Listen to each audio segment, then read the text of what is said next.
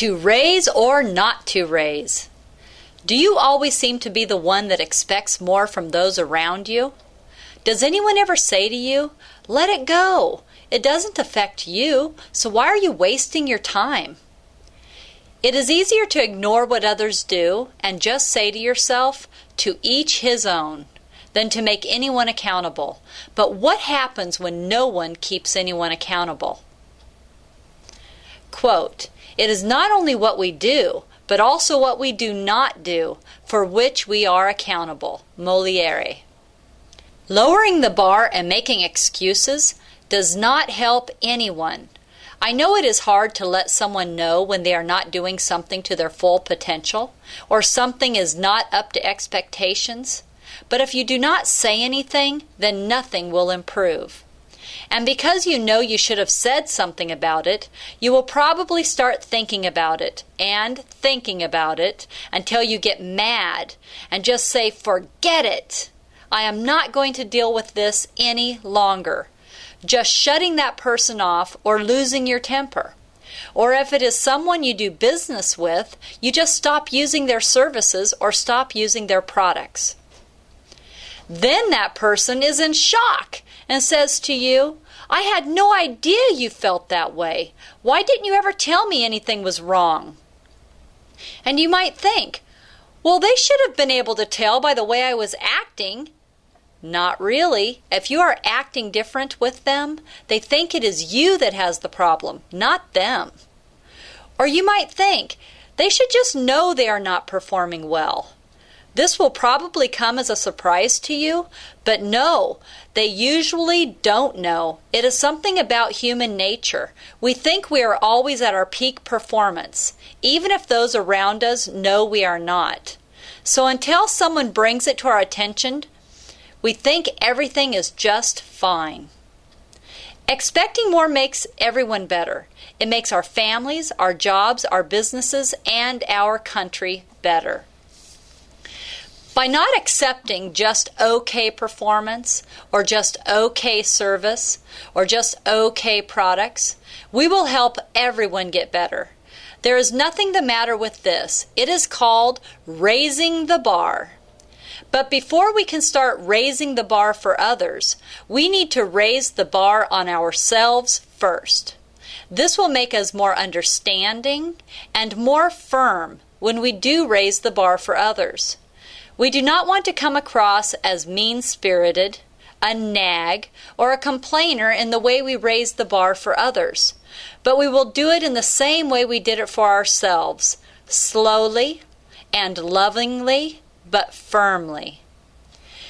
In our business, in the business world, the reason why raising the bar is so important is because in today's economy, people are expecting more. And in order for a business to thrive, it needs to be at peak performance every day. Every day has to be like the Super Bowl. Services and products that were once treated like a necessity are treated more like a luxury now. Mediocrity. Where before, in a good economy, we accepted just okay or mediocrity, and it did not bother us much, because we just figured we could pay to have it done again or give it away and buy another one. But now, our whole way of thinking is changing. We just can't throw things away and get new ones or pay to have something redone. We are now demanding more value for our money. Quote, "To give real service, you must add something which cannot be bought or measured with money, and that is sincerity and integrity." Donald A. Adams. Businesses now have to convince consumers that they are going to get the very best value for their dollar with the best quality, the best service, the best guarantees, the best education, the best follow-up, etc. The key is people will spend their money, but they will need to be 100% sure they are getting the best. People will remember the bad quality or a bad service long after they have forgotten the price.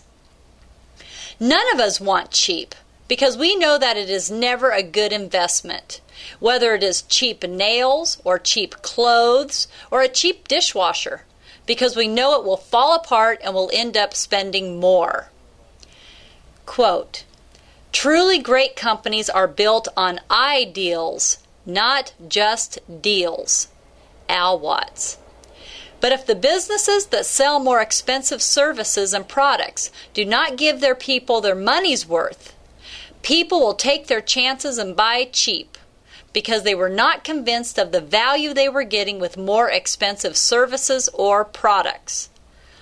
The greatest thermometer you will ever have to help decide if your business will thrive in the new economy is: ask yourself, if you had to pay someone exactly what you charge for exactly what services or products you are selling, would you pay it? Or would you want more value for your money? With love, Tammy Taylor. P.S. This is one of my favorite Bible verses. Proverbs 21:5. Good planning and hard work lead to prosperity, but hasty shortcuts lead to poverty.